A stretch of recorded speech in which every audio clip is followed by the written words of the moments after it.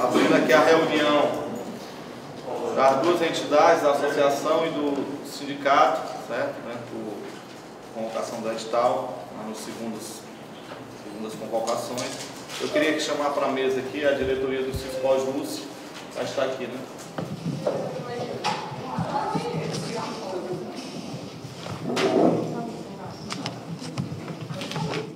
Misturando as duas pautas, nós temos informes, né? Porque é natural que você tenha informes.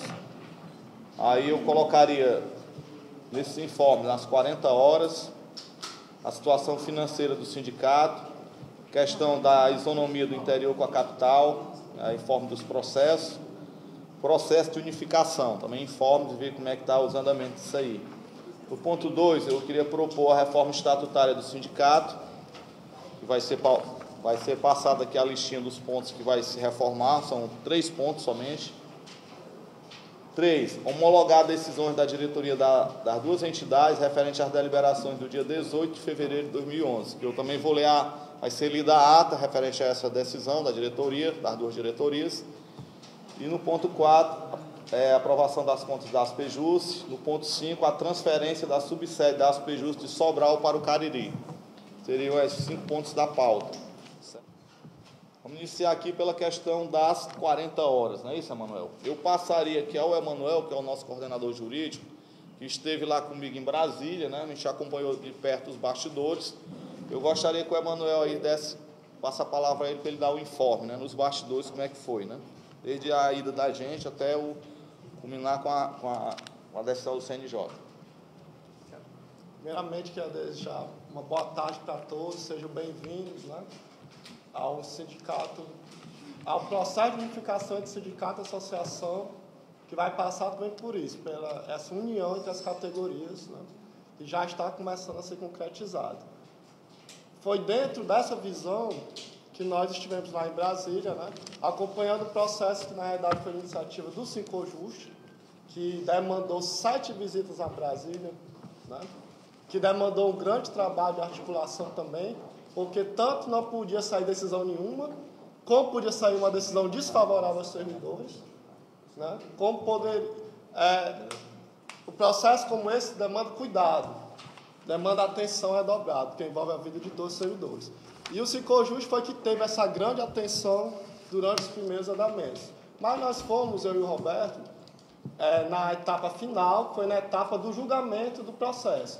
Foi necessário falar com todos os conselheiros, porque, embora o relator, devido às visitas que o Cispojus fazia antes, já estava bem a par da nossa legislação, da nossa situação específica, os conselheiros não estavam. E como eles iam julgar 70 processos na pauta de audiência, incluindo o nosso, era bastante provável que eles pudessem ter aquela primeira impressão que normalmente os leigos têm, né? Que a resolução 88 do CNJ, ao mandar implementar as 40 horas e não falar da questão financeira, pode possibilitar o trabalho de 40 horas de graça. Então, foi preciso desfazer isso na cabeça dos outros conselheiros, que do relator, do vice-gando, o Cispojus já fez, mostrando a legislação, que é a nossa legislação é de 74, que é diferente do Estatuto dos Servidores Públicos Civis da União, que possibilita de 6 a 8 horas, mostrando que isso fere redutibilidade de vencimentos, que embora o vínculo da administração seja um vínculo jurídico-administrativo, ele é regido por princípios que não podem ser afastados, mesmo não sendo um contrato, uma relação, a relação do vínculo do servidor com a administração permite mudanças unilaterais, mas não todo tipo de mudança. Isso ficou claro na mente dos ministros. Mas, mesmo assim, durante o julgamento, esse assunto foi debatido. Foi um julgamento complicado, pessoal. Mas foi julgado por unanimidade, com devido acréscimo financeiro. Também porque o CNJ deu um parecer técnico informando que o tribunal tinha condições. E aí a associação já tinha subsidiado o Cispojus com a repercussão financeira das 40 horas, que não foi o tribunal que fez, foi feito por nós, primeiramente. Agora o tribunal fez em outubro lá também. E os dados são bem semelhantes. E mostrando também... Foi o Cispojus, né? E também demonstrando que o tribunal ainda disporá de mais de 100 milhões de folga em relação ao limite prudencial da Lei de Responsabilidade Fiscal para implantar as 40 horas. E também no fato que fere a lei complementar de responsabilidade fiscal enviar um projeto de lei prevendo as 40 horas e não embutir a repercussão financeira dele. Então, a repercussão financeira tem que estar embutida no próprio projeto de lei. Esses argumentos foram fundamentais para que os ministros se sentissem confortáveis para implantar as 40 horas sem mexer na discricionalidade administrativa dos recursos do presidente do tribunal. A primeira questão dos informes é tentar desfazer alguma dúvida que algumas pessoas ainda podem ter sobre o que significa realmente essa decisão das 40 horas. Então, no voto do relator, que está disponível no site também do Cispojus, no site do Cicojus, no site das Pejus, nos grupos, né? Ele fala o quê? A imediata aplicação da jornada de 40 horas semanais para todos os seus servidores. Significa dizer que os servidores que estão em ambos os planos, aliás, a última petição que deu entrada no processo, foi informando que os servidores que ficaram no plano anterior também têm direito às 40 horas, porque o tribunal mandou uma emenda regularizando, aí foi através do próprio deputado Arthur Bruno, na gestão passada também dos próprios Cispojus. E isso estendeu a questão das 40 horas para quem estava no plano, quem ficou no plano antigo também. Com o respectivo acréscimo previsto na Lei 14.786/2010. Então, ficou claro no voto de que a implantação das 40 horas vem com o acréscimo financeiro previsto na Lei 14.786/2010. Qual o prazo, pessoal? É imediatamente. O tribunal, uma vez notificado, tem que cumprir. Por quê? Porque não cai mais recurso administrativo na via do CNJ.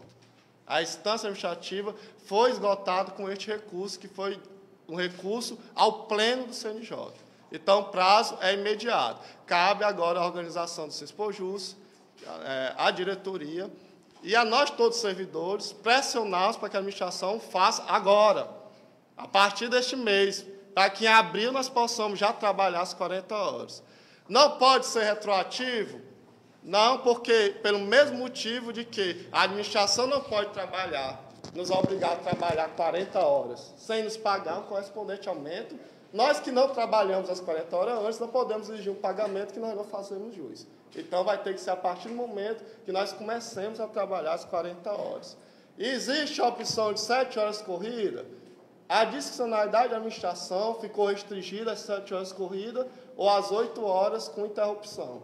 Por quê? Porque mesmo sem ninguém pedir, esses conselhos CNJ são osso. Mesmo sem ninguém ter pedido, sem ninguém ter demonstrado, sem ninguém ter falado, eles resolveram por si só tirar a opção de manter as pessoas nas 6 horas. Porque pode existir, e existem casos, em que o acréscimo pecuniário advindo das 40 horas não compensa uma outra atividade. Ou pode ser que a qualidade de vida da pessoa seja tão importante que ela prefere trabalhar 6 horas ou trabalhar 7 horas corridas.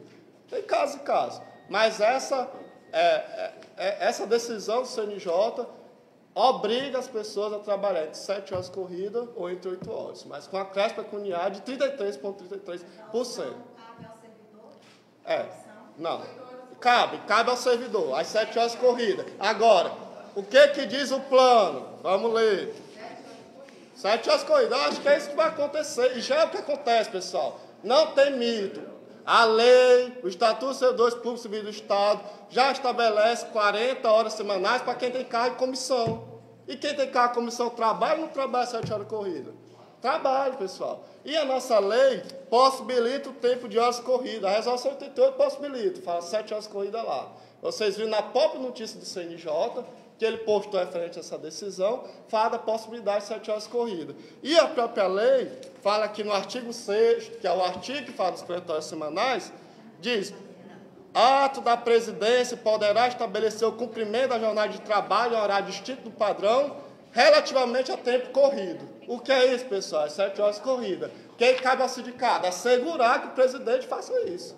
É isso. É a nossa tarefa. Certo? Agora, a gente não poderia abrir mão dessa luta pelos 33,33%, sabendo que tem muito estabilizado, que o plano veio detonando, sem perspectiva de aumento. Tem o pessoal que ficou no plano antigo, que também não ganhou aumento nenhum, e tem as pessoas, que é a maioria, que quer realmente trabalhar 1 hora a mais, né, e ganhar 33% a mais. É assegurar isso. Vai haver aspectos pontuais de gente prejudicada? Vai, nós vamos lutar para tratar as questões pontuais também. Mas a gente não podia ser omisso com medo de perder, até porque poderia vir uma decisão lá, mandando todo mundo trabalhar de graça. Então a gente tinha que estar lá para arrancar o máximo. Foi isso que a gente tentou fazer.